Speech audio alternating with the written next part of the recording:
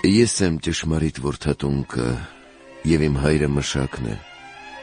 Ամեն ճյուղ, որ իմ վրա է և պտուղ չի տալիս, նա կտրում է այն, և այն ամենը, որ պտուղ է տալիս, էտում է, որպեսզի առավել ևս պտղաբեր լինի։ Դուք արդեն իսկ մաքուր եք այն խոսքի համար, որ ձեզ ասացի. մնացեք իմ մեջ, և ես ձեր մեջ։ Ինչպես ճյուղը, որ ինքն իրեն չի կարող պտուղ տալ, եթե որդատունկի վրա հաստատված չլինի, նույնպես և դուք, եթե իմ վրա հաստատված չլինեք։ Ես եմ որդատունկը, իսկ դուք ճյուղերը։ Ով բնակվում է իմ մեջ, և ես նրա մեջ, նա շատ պտուղ է տալիս, որովհետև առանց ինձ ոչինչ անել չեք կարող։ Եթե մեկը իմ վրա հաստատված չէ, նա ճյուղի նման դուրս կնետվի